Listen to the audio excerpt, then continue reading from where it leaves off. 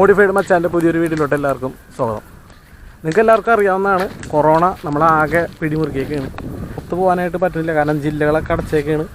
അപ്പോൾ അതിൻ്റെ വലിയ മോഡിഫൈഡ് വാഹനങ്ങളുടെ വീഡിയോസ് എടുക്കാനായിട്ട് നമുക്ക് പുറത്ത് പോകാൻ പറ്റാത്ത അവസ്ഥേൻ്റെ പേരിൽ ഇന്ന് നമ്മൾ കാണാനായിട്ട് പോകുന്നത് വെച്ച് കഴിഞ്ഞാൽ എൻഡോർക്ക്, ടി വി എസിൻ്റെ ഒരു എൻഡോർക്കാണ് നമ്മൾ കാണാൻ പോണത്. അതൊരു BS6 വണ്ടിയാണ്. അപ്പോൾ അതിൻ്റെ റിവ്യൂ നമ്മളിന്ന് ചെയ്യാനായിട്ട് പോണത്. അപ്പോൾ ഇതാണ് വണ്ടി.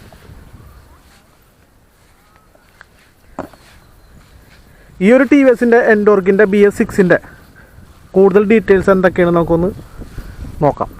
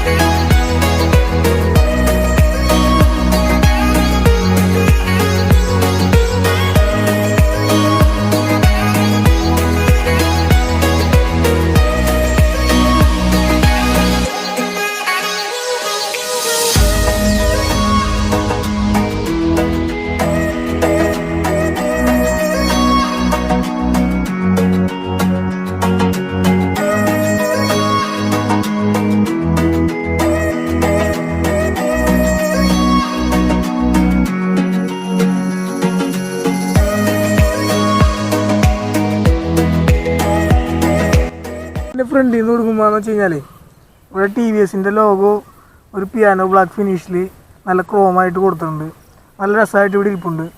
പിന്നെ പറയുമ്പോൾ അവരെല്ലാ മോഡലിലുള്ള പോലെ തന്നെ ഇവിടെ നല്ല നമ്മുടെ ഇന്ത്യയുടെ ഫ്ലാഗ് കൊടുത്തിട്ടുണ്ട്. കണ്ട, അത് അവരൊരു പ്രത്യേകതയാണ്. ടി വി എസിന് ഇന്ത്യൻ ബ്രാൻഡ് ആയതുകൊണ്ടും അവരെല്ലാ 3 ടൺ മുതൽ അവർ ബേസ് മോഡലുള്ള എല്ലാ വണ്ടിക്കും അവർ ഇന്ത്യയുടെ ഫ്ലാഗ് അവർ എവിടെയെങ്കിലുമൊക്കെ ഉൾക്കൊള്ളിക്കും. അത് ഈ ഭൂരിപക്ഷം ഇവിടെ ഹെഡിൻ്റെ സൈഡിലായിരിക്കുള്ളൂ.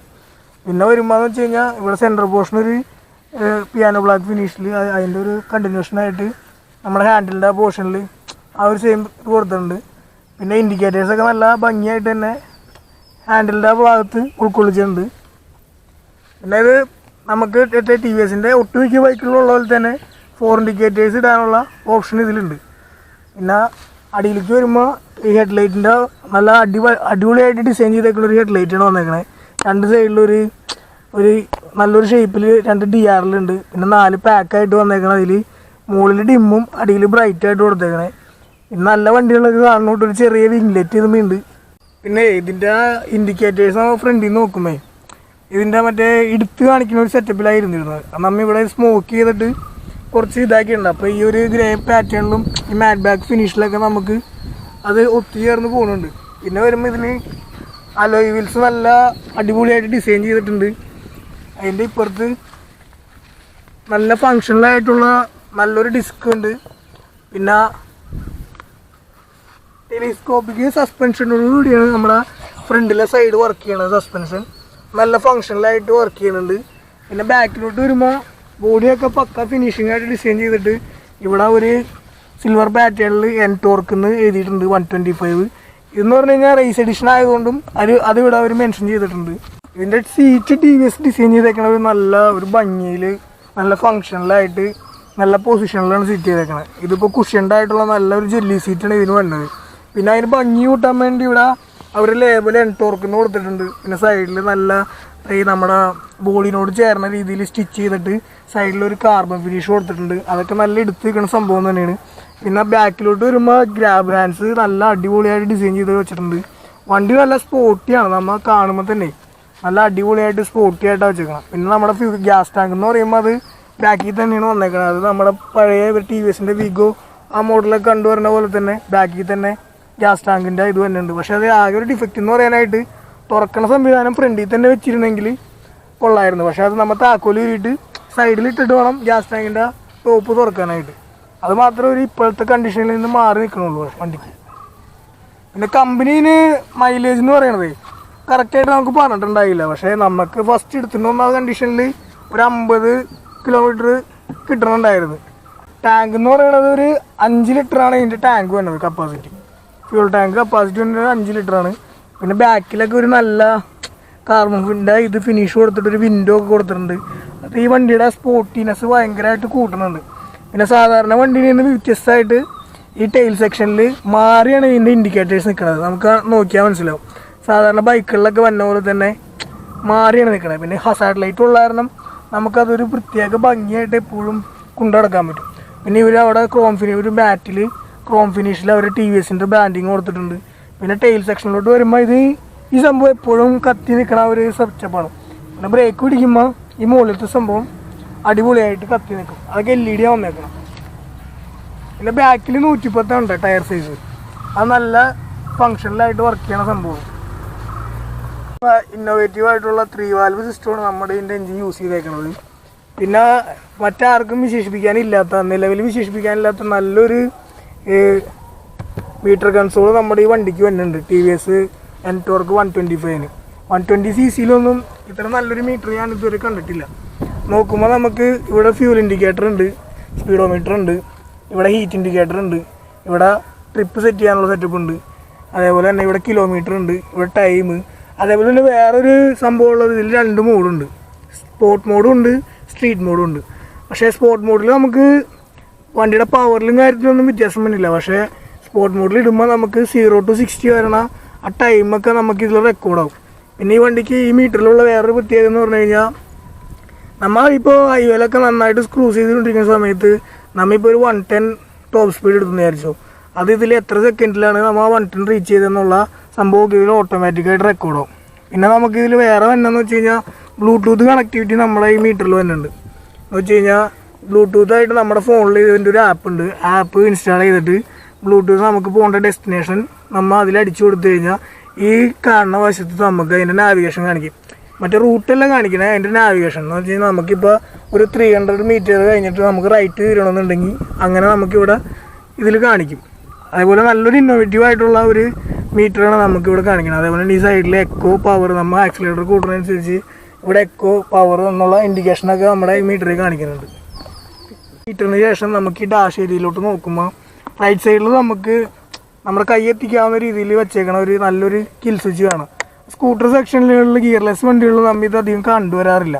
അതുപോലെ തന്നെ അടിയിലേക്ക് കൈ മാറ്റുമ്പോൾ ഇത് നമ്മുടെ ഹസാർഡ് ലൈറ്റ് ഓൺ ആക്കാനോ ഓഫ് ആക്കാനുള്ള സെറ്റപ്പ്, പിന്നെ ഇത് ഇഗ്നിഷൻ സ്റ്റാർട്ട് ചെയ്യാനുള്ള സ്വിച്ച്, പിന്നെ ലെഫ്റ്റ് സൈഡിലോട്ട് വരുമ്പോൾ ഇത് ഡിമ്മ് ബ്രൈറ്റ് ആ സ്വിച്ചുമ്പോൾ തന്നെയാണ് നമുക്ക് പാസ് അടിക്കാനുള്ള സെറ്റപ്പ്. അതൊക്കെ നല്ലൊരു ഫംഗ്ഷനായിട്ട് തോന്നുന്നുണ്ട്. കണ്ട ഇത് നോക്കിക്കഴിഞ്ഞാൽ പാസ് സെറ്റ് ചെയ്യാനുള്ള സെറ്റപ്പ്.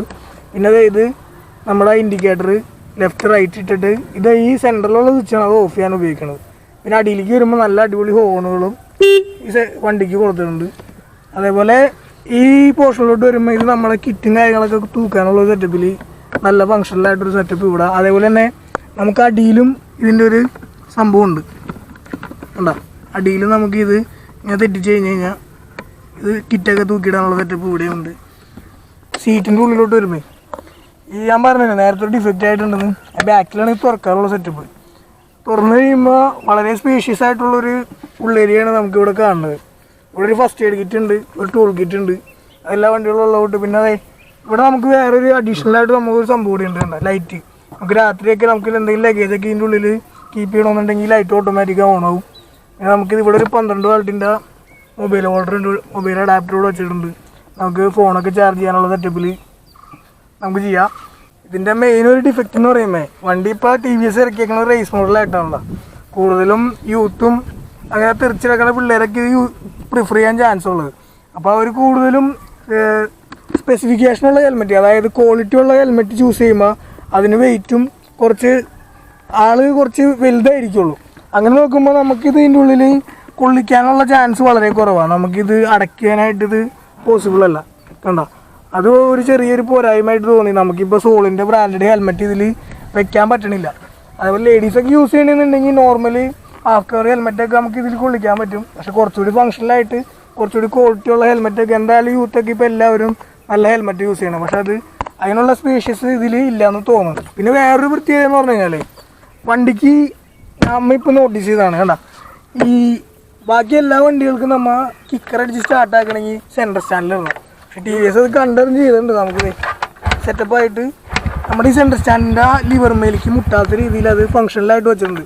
കാരണം നമുക്ക് ബാക്കിയുള്ള വണ്ടികളിൽ നമുക്ക് ഈ സെൻറ്റർ സ്റ്റാൻഡ് വലിച്ചിട്ടിട്ട് വേണം കിക്കർ അടിക്കണമെങ്കിൽ. പക്ഷേ വളരെ ഫങ്ഷണലായിട്ട് ടി വി എസ് സെറ്റ് ചെയ്ത് വെച്ചിരിക്കുന്ന ഒരു ഫംഗ്ഷനാണ്. വളരെ ഉപകാരപ്രദമാണ്. ചിലപ്പോൾ നമ്മുടെ ബാറ്ററിയൊക്കെ ഡൗൺ ആയി കഴിഞ്ഞ് കഴിഞ്ഞാൽ സുഖമായിട്ട് നമുക്ക് കിക്കർ അടിച്ചെടുക്കാനുള്ള സെറ്റപ്പിൽ അവരത് സെറ്റ് ചെയ്ത് വെച്ചിട്ടുണ്ട്. പിന്നെ വണ്ടി ഓടിച്ചതിൽ നമുക്ക് ഫീൽ ചെയ്ത വേറൊരു ഡിഫക്റ്റ് എന്ന് പറയണത്, വണ്ടി റണ്ണിങ്ങിൽ ഇപ്പോൾ ഹൈവേയിലായാലും നോർമൽ റോട്ടിലായാലും ഓടിക്കുമ്പോൾ ഫ്രണ്ട് സൈഡിൽ നിന്ന് നല്ലൊരു വൈബ്രേഷൻ ഫീൽ ചെയ്യുന്നുണ്ട്. അതിപ്പോൾ നമ്മൾ ഇവിടെ വെച്ചിട്ട് സ്റ്റാർട്ട് ചെയ്തായാലും നമുക്കത് കാണാൻ പറ്റും.